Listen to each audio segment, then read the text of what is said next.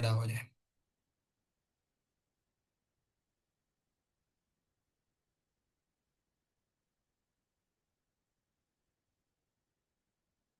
Share हो गई screen वगैरह।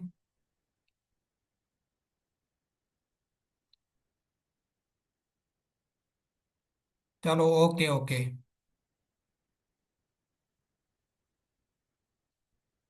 अच्छा, आज जो हमारा चैप्टर है वो है पोल्ट्री साइंस। पोल्ट्री साइंस को पढ़ेंगे। यहाँ पे कुछ बेसिक्स चीजें लिखी हुई हैं, कुछ मैनेजमेंट के हवाले से, कुछ जो भी, बट आपको पता है ये हमारा बुक सारा जो है एग्जाम पॉइंट ऑफ व्यू से है, पेपर के हवाले से है। तो जो चीजें हमारी इंपॉर्टेंट हैं उनको हम पढ़ेंगे। पोल्ट्री साइंस क्या होती है, बर्ड्स की रेयरिंग, ब्रीडिंग, फीडिंग, मैनेजमेंट और डिजीजेस को जो मुताला किया जाता है, उस सारी को मिला के पोल्ट्री साइंस कहा जाता है। सही होगा। जो हमें टेबल 1 पे चीजें नजर आ रही हैं, हम इनको समझते हैं। क्या क्या चीजें?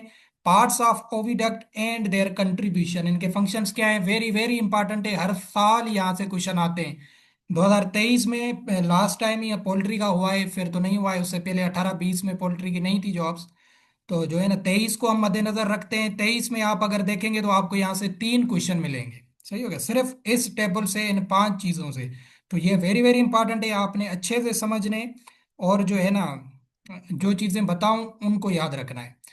अभी पार्ट्स ऑफ ओविडक्ट, ओविडक्ट क्या है, आप हमने रिप्रोडक्शन में भी पढ़ा था कि एक ट्यूब की फॉर्मेशन होती है, जहाँ पे क्या होता है, ओव्यूलेशन के बाद एग वगैरह आता है, या जहाँ पे फर्टिलाइजेशन होती है। तो मेनली जो हैंड्स या चिकन्स में फर्टिलाइजेशन होती है वो ओविडक्ट के पार्ट्स होते हैं, वहां पे होती है। उनका नाम भी पेपर में भी आ चुका है, आपको रिप्रोडक्शन में ऑलरेडी बताया हुआ है। तो यहाँ पे जो हैन है या चिकन जो है, इसके ओविडक्ट के क्या क्या पार्ट्स हैं, जो सारा इनका रिप्रोडक्शन का फंक्शन है ना, वो ओविडक्ट के साथ अटैच्ड होता है। क्या क्या है इनमें, जिनमें एक की फॉर्मेशन वगैरह या चिक बनता है? इनफंडिब्यूलम, दूसरा नाम आपने याद रखना है मेग्नम, तीसरा नाम याद आपने रखना है स्टमस, नंबर 4 यूट्रस, नंबर 5 वजाइना। ठीक हो गया। ये 5 पार्ट्स होते हैं जो ओविडक्ट के साथ कनेक्टेड होते हैं। अभी क्या होता है इनके जो है ना फंक्शन, हमें क्या क्या चीज याद रखनी है, यहाँ से 2 चीजें याद रखनी है पेपर के हवाले से। एक तो इनमें टाइम कितना लगता है एक को, जो है ना डिफरेंट पार्ट्स में, और इनके कंट्रीब्यूशन या इनके फंक्शंस क्या क्या है। ये वेरी वेरी इंपॉर्टेंट क्वेश्चन है। सबसे पहले तो हमने पढ़ा था कि इनकी फर्टिलाइजेशन कहाँ पे होती है, इनफंडिब्यूलम में होती है। पोल्ट्री में फाउल, चिकन, कोई भी वर्ड दे दे, इनफंडिब्यूलम करना है हमें। वो हम नीचे भी पढ़ते हैं, उनकी रिप्रोडक्शन आएगी। इनफंडिबुलम जो ओविडक्ट का पार्ट होता है, ये 10 सेंटीमीटर लेंथ में होता है। ये यहाँ पे एग को कितना टाइम लगता है, जो है ना 15 मिनट लगते हैं। ये टाइम आपने नोट जो है ना जहन में जरूर बिठाना है। 15 मिनट एग यहाँ पे आता है, मतलब जैसे फर्टिलाइजेशन होती है उसके बाद जो योक होता है, या जैसे ओव्यूम कहा जाता है, वो ओवरी से यहाँ पे रिसीव होता है इनफंडिबुलम में। सही हो गया। तो यहाँ इसका फंक्शन क्या है कि ये कलेक्ट करता है योक को ओवरी से। अभी हम समझते हैं कि योक किसे कहते हैं। आपने देखा होगा एग जो होता है, एग का जो येलो पार्ट होता है जिसे फैटी पार्ट कहा जाता है, उससे योक कहा जाता है। सही हो गया। तो ये योक को कलेक्ट करता है ओवरी से, इनफंडिबुलम का ये काम होता है। ये सिंपल जो है ना इसका कंट्रीब्यूशन, ये ही पेपर में आ सकता है सिंपली, कि योग को कलेक्ट कौन करता है, या इनफंडिबुलम का फंक्शन ही पूछ ले, कंट्रीब्यूशन पूछ ले, तो आपको ऑप्शन में ये योग का वर्ड जरूर मिलेगा। तो आपने सिंपली इन इनफंडिबुलम में क्या चीज याद रखनी है, कि ये योग को कलेक्ट करता है और इसमें 15 मिनट लगते हैं। सही हो गया। तो यहां से मतलब एग को पास होने में या योग वगैरह बनने में। दूसरा जो सेकंड पार्ट है वो है मैग्नम। मैग्नम 38 सेंटीमीटर लेंथ में होता है। इसमें जो अंडे को टाइम लगता है वो 3 घंटे लगता है। कितने घंटे लगते हैं? 3 घंटे अंडे को यहाँ पे लगते हैं। यहाँ पे क्या होता है, यहाँ पे अल्ब्यूमिन सीक्रेट होता है। वेरी वेरी इंपॉर्टेंट एमसीक्यू से। अल्ब्यूमिन, अल्ब्यूमिन जो एग का वाइट पार्ट होता है जिसमें प्रोटीन रिच होते हैं, उसको कहा जाता है अल्ब्यूमिन, या उसे वाइट पार्ट भी कहा जाता है। तो ये कौन सीक्रेट करवाता है? ये करवाता है जो ओविडक्ट का पार्ट होता है मैग्नम। सही हो गया। और यहाँ पे कितना टाइम लगता है? 3 घंटे लगते हैं, ये आपने याद रखना है। सही हो गया। उसके बाद तीसरा है स्टमस। सही हो गया। स्टमस में कितना टाइम लग रहा है? 1 घंटा 15 मिनट। इन तीनों में से तो ये स्टमस में ज्यादा टाइम लग रहा है। इनफंडिबुलम, मैग्नम या स्टमस, तो इन तीनों में से इस्तमस में सबसे ज्यादा ए को टाइम लग रहा है। यहाँ पे क्या होता है, सीक्रेट करता है शेल मेम्ब्रेन। अभी शेल क्या होता है, शेल जो एग का आउटर लेयर होता है, या ये जो कवरिंग होती है सर्किल फॉर्म में, इसको शेल कहा जाता है। ये आउटर लेयर होती है एग की। इसके अंदर फिर एक मेम्ब्रेन होती है जिसको शेल मेम्ब्रेन कहा जाता है, जो फिर आउटर कवरिंग को जो है ना कवर करती है। तो ये कौन बनाता है शेल मेम्ब्रेन, ये बनाता है इस्तमस। ठीक हो गया, इस्तमस पार्ट जो है ये बनाता है। इसमें टाइम लगता है 1 घंटा 15 मिनट।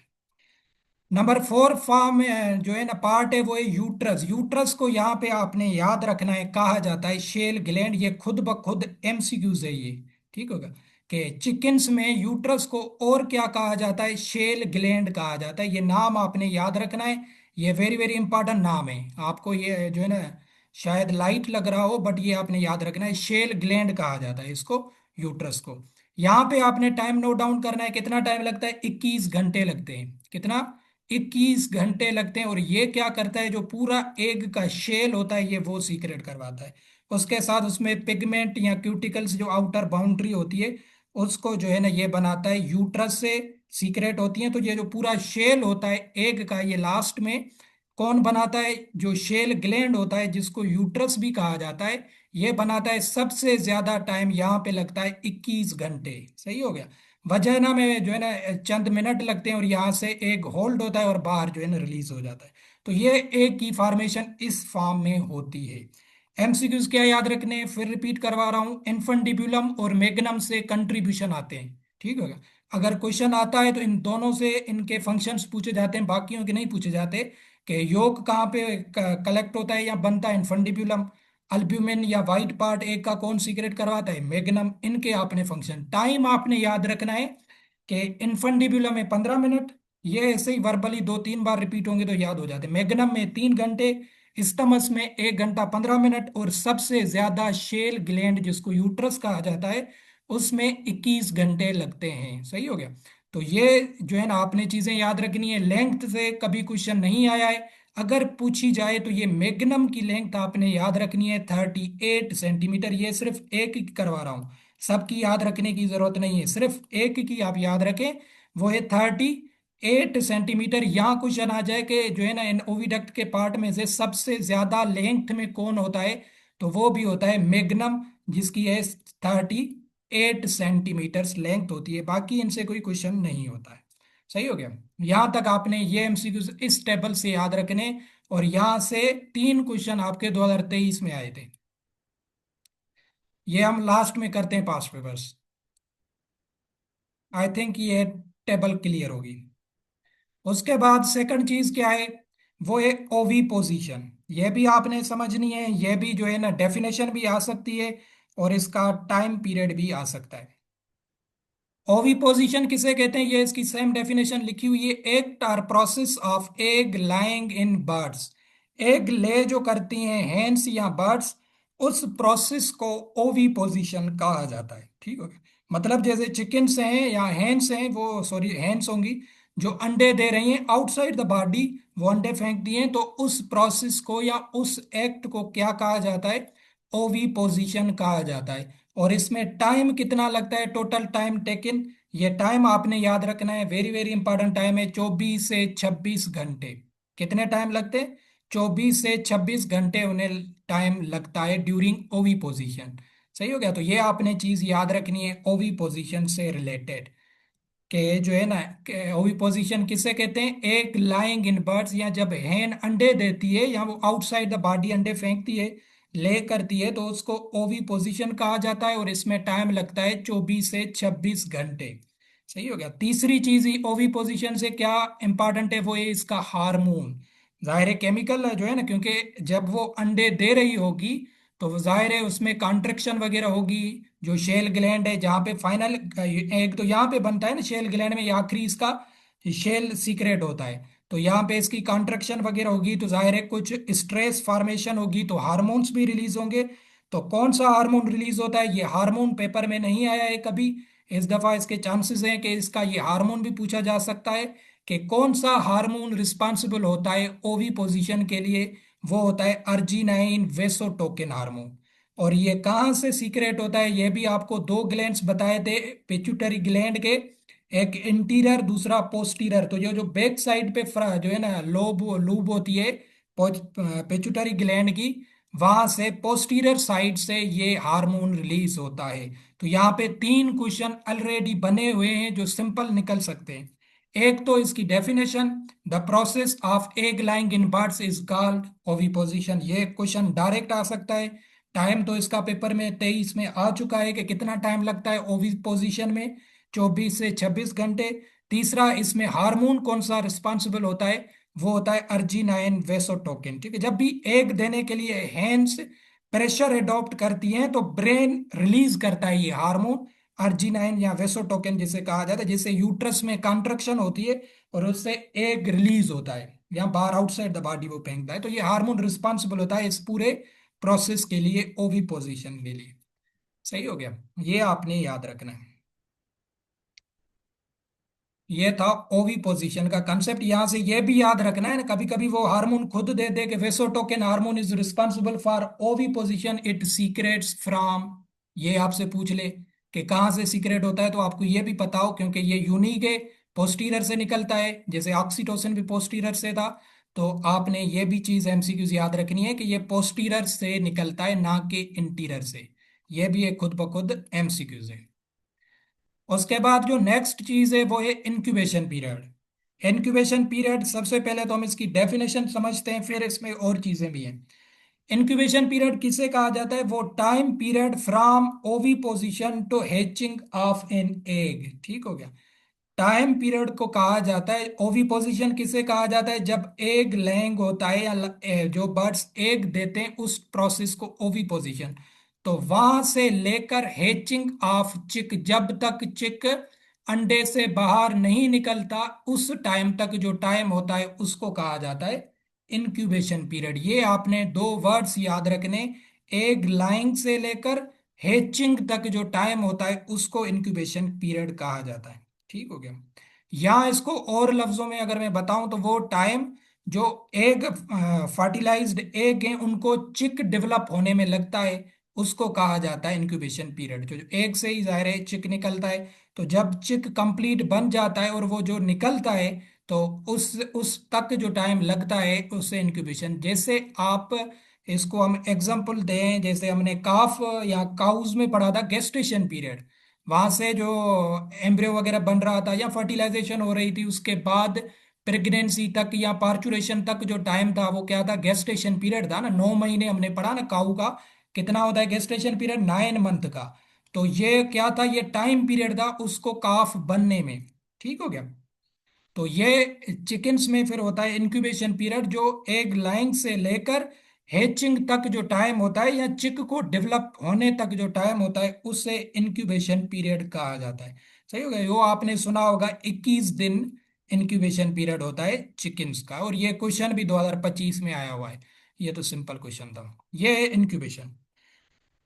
अभी यहाँ पे फॉर्मेशन होती है इन 21 दिनों में, यहाँ पे चीजें ये नहीं लिखी हुई, ये एक्स्ट्रा बता रहा हूँ, ये एक्स्ट्रा बता रहा हूँ ताकि आपको यहाँ पे ही इंक्यूबेशन पीरियड, ये 21 दिन का है ना, यहाँ पे दिखा देता हूँ, ये लिखा हुआ है इंक्यूबेशन पीरियड चिकन का कितना है, 21 दिन। ये टेबल पढ़ते हैं बट यहाँ पे आपने अपने फोकस रखना है कि कितना होता है, 21 दिन का इंक्यूबेशन पीरियड होता है जो है ना चिक का। 21 दिन के बाद वो क्या, चिक निकलता है। तो जाहिर है 21 दिन में कुछ चीजें होंगी चिक में, तब जाके वो चिक बनेगा। तो इसमें क्या क्या फॉर्मेशन होती है वो आपने मेन मेन याद रखनी है, जो पेपर के हवाले से इंपॉर्टेंट है। 21 दिन में, 21 दिन को मैं तोड़ रहा हूँ, मेन मेन चीजें बता रहा हूँ जिनमें ये चिक किन किन फेजेस से निकलता है। आपने डायरेक्ट तीसरा दिन याद रखना है, तीसरा दिन इसका वेरी वेरी इंपॉर्टेंट है इंक्यूबेशन का। इसमें क्या होता है कि हार्ट बीटिंग करना शुरू करती है। पहला एमसीक्यूज ये है कि अगर क्वेश्चन आ जाए कि चिक की हार्ट कब बीट करना, किस इंक्यूबेशन पीरियड के टाइम या किस टाइम पे बीटिंग करना शुरू करती है, हार्ट बीट होना शुरू होता है चिक्स में, तो वो आपने याद रखना है 3 डेज पे। ठीक हो गया, हार्ट बीटिंग ऑन 3 डेज, जो है ना चेक में शुरू हो जाती है 3 डेज। तीसरे दिन से दूसरा एमसीक्यू क्या याद रखना है कि रिस्पायरेशन, रिस्पायरेशन जो एम्ब्रियो होता है, जो जाहिर है पहले वो एम्ब्रियो बनेगा, रिस्पायरेशन बी चिक जो है शुरू में तीसरे दिन पे लेना शुरू कर देता है या रिस्पायरेशन स्टार्ट हो जाती है। ठीक हो गया। रिस्पायरेशन स्टार्ट कब होती है, इंक्यूबेशन के कौन से टाइम पे होती है, वो 3 डेज पे। ये 3 दिनों में आपने दो चीजें याद रखनी है, हार्ट बीट एंड रिस्पायरेशन, ये दोनों तीसरे दिन पे जो है ना शुरू हो जाती हैं, स्टार्ट हो जाती हैं। ठीक हो गया। उसके बाद आपने याद रखनी है कौन सा दिन।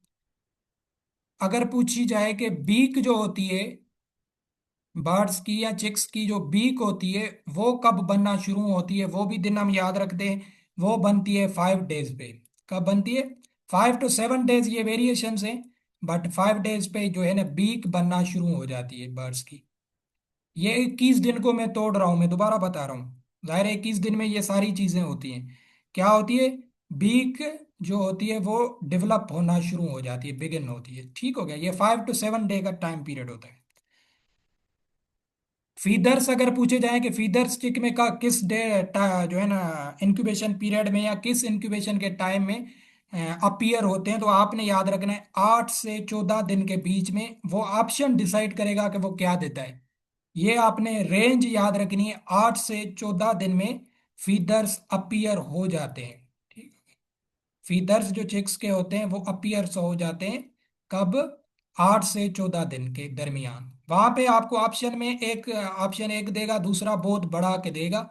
तो आपने ध्यान देना है कि कोई कौन सा दे रहा है, इनकी रेंज में आपने याद रखना है 8 से 14।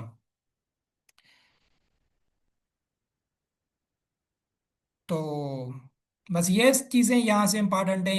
इनके इंक्यूबेशन के जो है ना डेवलपमेंट के, यहाँ से क्वेश्चन आ सकते हैं। 3 चीजें मैंने बताई हैं आपको। एक तो तीसरा दिन जो वेरी वेरी इंपॉर्टेंट है कि हार्ट बीट स्टार्ट कब करता है, या हार्ट बीट कब शुरू होती है चिक्स में इंक्यूबेशन के कौन से टाइम पे, 3 डेज पे। रिस्पायरेशन वो भी 3 डेज पे। उसके बाद हमने पढ़ी बीक कब बनना शुरू होती है, 5 से 7 दिन के दरमियान। और फीदर्स जो होते हैं 8 से 14 दिन के दरमियान अपीयर होना शुरू हो जाते हैं। फिर ये आहिस्ता आहिस्ता और चीजें भी बनती हैं, और जो है ना हैचिंग हो जाती है 21वें दिन पे।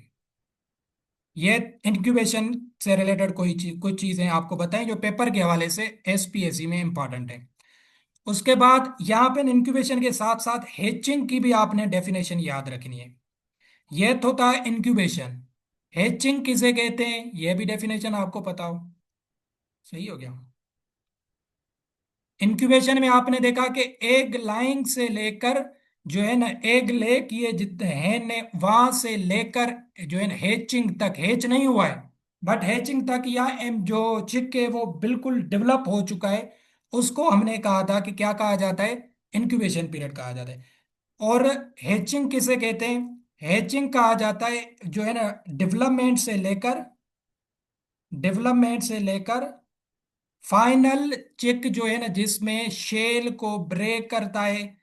और एक कीवर्ड आपने याद रखना है स्टेटमेंट में जो आपको दे सकता है, वो दे सकता है कि कैपेबल या capable of walking and eat. जायरे चिक जब हैचिंग होगी वो शेल को तोड़ के बाहर निकलेगा, तो वॉक भी कर सकेगा और ईट भी कर सकेगा। तो इसको कहा जाता है हैचिंग। ये कीवर्ड आपने याद रखने हैं। ठीक हो गया। Capable of walking and eating, ये जब भी स्टेटमेंट में आ जाए आपने इंक्यूबेशन नहीं करना है, ये ध्यान दीजिएगा। इंक्यूबेशन नहीं करना है। ये किसकी डेफिनेशन होती है? ये होती है हैचिंग की डेफिनेशन।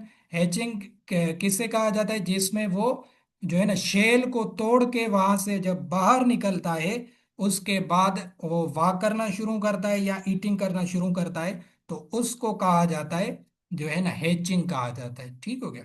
जैसे मतलब वो फुली डेवलप हो चुका होता है जिसमें शेल को ब्रेक करेगा और उसमें जो है ना एक चिक इमर्ज होगा, तो उस जो है ना टाइम प्रोसेस को हैचिंग कहा जाता है।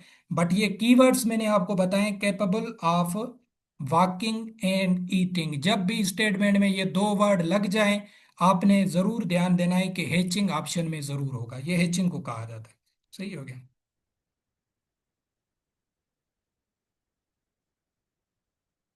और क्या एमसीक्यूज इंपॉर्टेंट है? कि जो ये बाद में जो है ना बताता हूँ, ये स्टैंडर्ड वेट होता है चिक का, ये भी एमसीक्यूज वैसे आ सकता है बट ये नीचे टेबल में है, ये पढ़ते हैं। जो ओवरऑल एग होता है चिकन का, उसमें क्या क्या कंपोजिशन है, 11%, ये भी आपने रेशियो याद रखना है, ये भी एमसीक्यूज में आ सकता है। जो शेल और शेल मेम्ब्रेन होती है ये रिस्पॉन्सिबल होती है, 11% होता है पूरे चिक का। 58% अल्ब्यूमिन होता है जो वाइट पोर्शन होता है चिक एग का। और 31% जो होता है वो योक होता है। ठीक होगी, ये तीन चीजें होती हैं, एक की कंपोजिशन है ये। इसमें सबसे ज्यादा क्या चीज है, अल्ब्यूमिन है, जो वाइट पार्ट है वो 58% होता है। जो येलो पार्ट है जिसे योक कहा जाता है वो 31% है। और जो बाहर वाला शेल है या जिसे शेल मेम्ब्रेन कहा जाता है वो 11% टोटल होता है। तो ये मिला के 100% होते हैं। ठीक है, तो ये एक ही कंपोजिशन है। यहां से भी क्वेश्चन आ सकता है कि सबसे ज्यादा कौन सा पोर्शन होता है एग्स में, वो होता है अल्ब्यूमिन। कौन होता है, अल्ब्यूमिन। और अल्ब्यूमिन को बनाने की या सीक्रेट करने के लिए कौन रिस्पॉन्सिबल होता है, मैग्नम होता है। ये आपने फिर इसको लिंक करना है ताकि याद हो जाए आपको। ठीक है, 58%, ये रेशो पूछ सकता है परसेंटेज के अल्ब्यूमिन कितना परसेंटेज होता है चिकन के ए का, 58% होता है। योग कितना होता है, 31% होता है। और जो शेल मेम्ब्रेन या शेल होते हैं ये दोनों 11% होते हैं जो इन एग की कंपोजिशन में। ये आपने थोड़ा ध्यान देना है। उसके बाद जो है ना, क्या चीज, जो बाहर वाला शेल है एक का, यहां से आपने याद रखना है, ये भी केमिकली जो है ना कंपाउंड पूछ सकते हैं, मिनरल, कि ये किस मिनरल से बना हुआ है। जो बाहर वाला शेल है ये 96% किस से बना हुआ होता है, कैल्शियम कार्बोनेट से। ये डायरेक्ट एमसीक्यूज है ये भी, कि एक शेल जो है वो जो है ना किस से बना हुआ हुआ है, कैल्शियम कार्बोनेट से बना होता है जो बाहर वाला, तभी वो थोड़ा हार्ड होता है। सही हो गया। ये भी डायरेक्ट एमसीक्यू से, ये भी नाम आपने, ये भी पेपर में कभी नहीं आया है but MCQs point of view से ये भी आ सकता है कि जो एक का शेल है वो किस से बना हुआ है, वो बना हुआ है कैल्शियम कार्बोनेट से। सही हो गया। बाकी ये इनऑर्गेनिक है, ऑर्गेनिक में जो है ना कुछ प्रोटीन्स वगैरह फैट वगैरह जो होता है वो 4% होते हैं। तो ये एक जो बाहर वाली शेल है जो मैंने ऊपर आपको यहाँ पे बताई थी, आउटर कवरिंग है, इस ये जो है ये किससे बनी हुई है, 94% ये कैल्शियम। तो सबसे ज्यादा, तो ये चीज हमने याद रखनी है पेपर के हवाले से कि कैल्शियम कार्बोनेट से बना हुआ है एग का शेल। सही हो गया, ये आपने याद रखना है। और विटामिन कौन सी एब्सेंट होती है, विटामिन जो एब्सेंट होती है वो होती है विटामिन सी। एग्स में अगर पूछी जाए कि कौन सी विटामिन एब्सेंट होती है, वो एब्सेंट होती है विटामिन सी एब्सेंट होती है। क्यों होती है, क्योंकि ये है वाटर सोल्यूबल, क्योंकि फैट योक भी ये बनाता है, एल्ब्यूमिन भी बनाता है, प्रोटीन्स वगैरह। तो ये फैट सोल्यूबल विटामिन जो है ना वो ज्यादा होती हैं, जैसे हमने पढ़ी थी ए डी ई एंड के। और वाटर सोल्यूबल है ये, तो वाटर बहुत कम होता है उसमें, तो सी इसलिए एब्सेंट होती है। तो ये सारी वो तो याद रखने की जरूरत नहीं है, बट आपने सिंपली याद रखनी है चिकन के हवाले से कि चिकन के एग में कौन सी विटामिन एब्सेंट होती है। तो ये डायरेक्ट एमसीक्यूज आ सकता है ना वैसे, तो आपने याद रखना है वो होती है विटामिन सी। वो बाहर से लेनी होती है, मतलब चिक एग्स में मौजूद नहीं होती है। तो कितने क्वेश्चन हमने किए कि एग के ओवरऑल कंपोजिशन में 58% एल्ब्यूमिन है, 31 योक है, 11% शेल है। और जो बाहर वाला शेल है वो किस से बना हुआ है, वो बना है कैल्शियम कार्बोनेट से। सही हो गया। और विटामिन सी एब्सेंट होती है। उसके बाद जूलॉजिकल क्लासिफिकेशन, इनके नेम, इंक्यूबेशन पीरियड, यहाँ पे तीन चार दिए हुए हैं। नेक्स्ट बुक हम पढ़ेंगे अब्दुल सलाम की, वहां पे एक लिस्ट है, वहां से जो इंपॉर्टेंट है वो बताऊंगा। सही हो गया, यहाँ पे जितने हैं वो पढ़ते हैं। जो फाउल है चिकन जो है डोमेस्टिक जो हमारे पास है, इनका zoological name very very important है, क्या है, गेलस डोमेस्टिकस। क्या इनका नेम है साइंटिफिकली या जूलॉजिकली, गेलस डोमेस्टिकस। सही हो गया। इनका इंक्यूबेशन पीरियड 2025 में आ चुका है। एनिमल हस्बेंड्री के में एक ही क्वेश्चन था चिकन से रिलेटेड, वो उसका इंक्यूबेशन पीरियड ही था 21 डे। ये तो जनरली आप सबको पता होगा 21 डे होता है इसका। तो पोल्ट्री में इनका नहीं पूछेंगे, पोल्ट्री में किसी और का पूछते हैं जिनका मुश्किल होता है। तो चिकन का सिंपल ही नहीं पूछा जाता। तो बट आपने याद रखना है 21 डे होता है चिकन का। और ये इस दफा क्वेश्चन वेरी वेरी इंपॉर्टेंट है, आने के चांसेस हैं। एग का जो स्टैंडर्ड वेट होता है वो कितना होता है, आपने जहन में बिठाना है। ऑप्शन में या तो आपको 56 मिल जाएगा या 58, यहाँ पे 58 है। हम 58 के हवाले से आपको बता रहे हैं, 58 ग्राम्स सही हो गया। जो चिकन का अंडा होता है उसका वजन कितना होता है? 58 ग्राम्स वेट होता है उसका। बट ऑप्शन में या तो 56 आएगा या 58 आएगा, बाकी कोई इनके साथ वैल्यू नहीं होगी। तो यहाँ 58 नहीं है, तो आपने फिर 56 जरूर देखना है, अगर है तो वो करना है, ठीक हो गया। वरना अगर 58 है तो फिर आपने 58 की तरफ जाना है। तो ये स्टैंडर्ड वेट होता है चिकन के अंडे का। 21 दिन लगते हैं। साइंटिफिक नेम क्या है? गैलस डोमेस्टिकस। डक का साइंटिफिक नेम या जूलॉजिकल नेम याद रखने की जरूरत नहीं है। डक का आप जस्ट इंक्यूबेशन पीरियड याद रखें, वो है 28 दिन। कितना होता है? 28 दिन। ये स्टैंडर्ड वेट का भी ना जो है ना, वजन वगैरह याद रखने की जरूरत नहीं है। बस ये पोल्ट्री के पेपर में अगर चिकन का ना पूछे तो डक का पूछ सकता है कि डक का इंक्यूबेशन पीरियड कितना होता है? 28 दिन होता है। टर्की का कितना होता है? टर्की का भी 28 दिन होता है। जो कोयल होती है, कोयल का कितना होता है? वो होता है 70 डेज। ये थोड़ा इंपॉर्टेंट है, ये इनका कम होता है, तो ये पेपर में आ सकता है। सही हो गया। कोयल का कितना होता है? कोयल का होता है 70 डेज इंक्यूबेशन। सही हो गया। और इसके अंडे का वजन होता है 10 ग्राम। ये इतना इंपॉर्टेंट नहीं है। तो यहाँ पे ये सिर्फ लिखे हुए हैं, वहां पे जो है ना कुछ चीजें और भी बर्ड्स के लिखे हुए हैं, जो अब्दुल सलाम की बुक में है, वहां पे हम पढ़ेंगे और एक दो वहां से याद करेंगे। तो यहाँ तक आपने जस्ट चिकन को जहन में बैठाना है। गेलस डोमेस्टिकस, 21 दिन इंक्यूबेशन पीरियड है, 58 ग्राम्स इसके अंडे का वजन होता है। और डक और टर्की दोनों का 28 दिन का इंक्यूबेशन, और जो कोयल है उसका 70 डेज का इंक्यूबेशन होता है। बाकी इनके साइंटिफिक नेम याद रखने की जरूरत नहीं है। टर्मिनोलॉजीज रिलेटेड टू पोल्ट्री, यहाँ पे छोटी छोटी टर्मिनोलॉजीज और लिखी हुई हैं, उनको पढ़ते हैं। आप सबको पता होगा लेयर किसे कहा जाता है? लेयर उन चिकन्स को कहा जाता है जो एग देते हैं, या किस लिए उनको रेज किया जाता है? एग प्रोडक्शन, सिंपली कंसेप्ट है। एग के लिए जिन चिकन्स को रेज किया जाता है या उनकी रेयरिंग की जाती है, उनको कहा जाता है लेयर। ठीक हो गया। एग प्रोडक्शन के लिए और मीट पर्पस के लिए जिनको यूज किया जाता है, उनको ब्रॉयलर कहा जाता है। क्या कहा जाता है? ब्रॉयलर कहा जाता है। ये भी आपने याद रखना है, और ये पेपर में नहीं आएगा। रूस्टर क्या होता है? ये ब्रॉयलर का ही किस्म होता है, बट थोड़ा वेट में हेवी होता है ब्रॉयलर से, ये इतना इंपॉर्टेंट नहीं है। ये आपने याद रखना है कैपून। कैपून हमने ऑलरेडी भी पढ़ा था, पहले भी रिप्रोडक्शन में भी आपको बताया था। जो कैस्ट्रेटेड फाउल होता है जिसके टेस्टिकल्स रिमूव किए जाते हैं, तो उसके लिए जो टर्मिनोलॉजी दी जाती है उसके उसे क्या कहा जाता है? कैपून कहा जाता है। ये आपने याद रखना है। ठीक हो गया। कैपून। कॉकरल वगैरह ये भी याद रखने की जरूरत नहीं है, ये भी इंपॉर्टेंट नहीं है। ये पुलेट याद रखनी है आपने। पुलेट किसे कहते हैं? फीमेल चिकन ले एग फर्स्ट टाइम, जो फर्स्ट टाइम अंडा दे रही है उसे पुलेट कहा जाता है। ठीक हो गया। पुलेट किसे कहा जाता है? जो फर्स्ट टाइम मतलब पहली दफा जो है ना, जो अंडा दे रही है उसे कहा जाता है। या उसको जो है ना, या उसने अभी अंडे नहीं दिए, बिल्कुल अभी 1 साल भी उसकी जो है ना एज नहीं है, उसे पुलेट कहा जाता है। या वो फर्स्ट टाइम दे रही है तो इमेच्योर फार्म में आप कह सकते हैं, या वो बिल्कुल जो है ना अभी अभी मेच्योर हुई है, तो उस सेंस में आपने इसको देखना है, उसे पुलेट कहा जाता है। अब ये जैसे नाम है वैसे ही इसका काम है, लोफर अनप्रोडक्टिव लेयर। तो ये किसी काम का नहीं होता, वैसे भी लोफर जो होता है वो किसी काम का नहीं होता है। सही हो गया। तो वो लेयर जो अनप्रोडक्टिव हो, जो किसी काम के लिए ना हो, बट भले वो सेक्सुअली मेच्योर भी हो, बट उसको ब्रीडिंग के लिए या इनके लिए वो उसको यूज नहीं किया जाता। सही हो गया।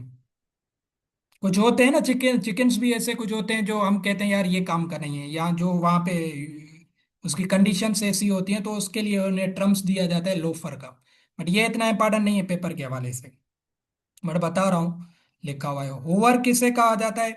जो हीट सोर्स होता है, ब्रूडिंग, ये ब्रूडिंग भी हम पढ़ते हैं। जो है ना, जो न्यू चिक्स आते हैं फार्म में, उनको ये क्या कहते हैं, ब्रूडर के सामने रखा जाता है, हीट हीट दी जाती है ताकि उनका टेम्परेचर न्यूली हैच चिक्स को जो है ना मेंटेन किया जाए।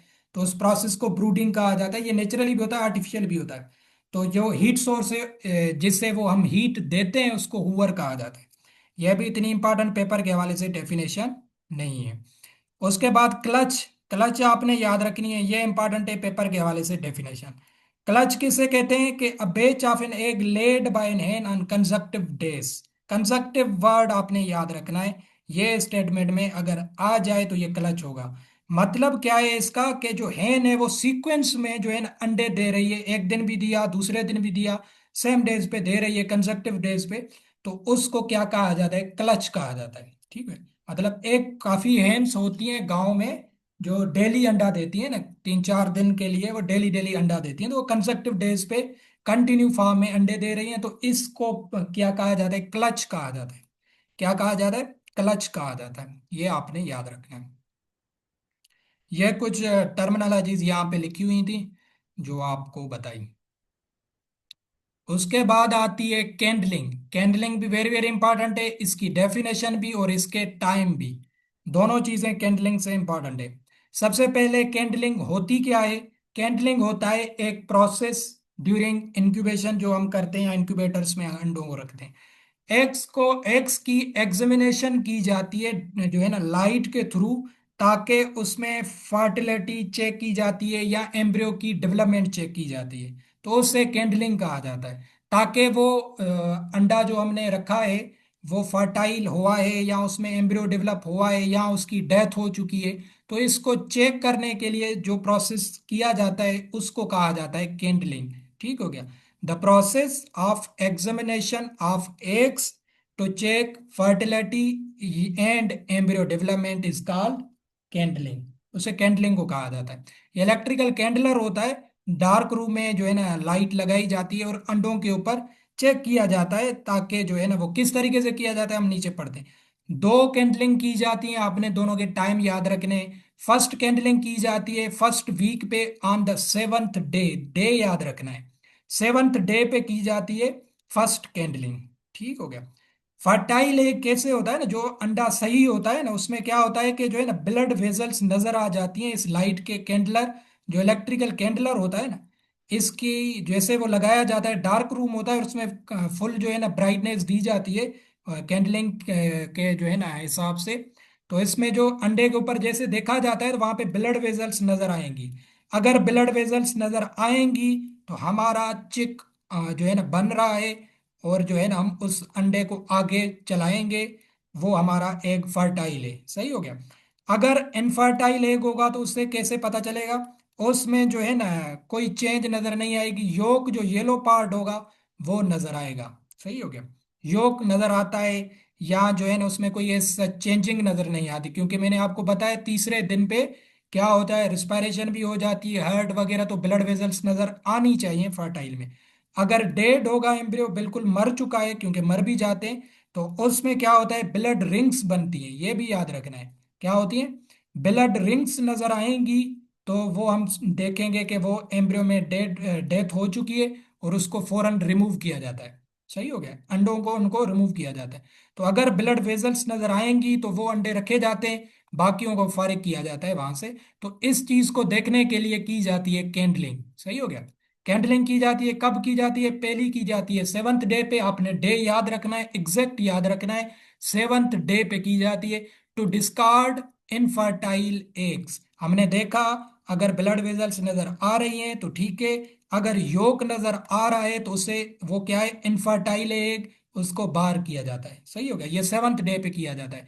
सेकंड कैंडलिंग कब की जाती है, सेकंड कैंडलिंग की जाती है 18th डे पे, 18वें दिन पे की जाती है, इंक्यूबेशन से 3 दिन पहले, क्योंकि 21 दिन का इंक्यूबेशन पीरियड है, उससे 3 दिन पहले 18वें दिन पे फिर कैंडलिंग की जाती है।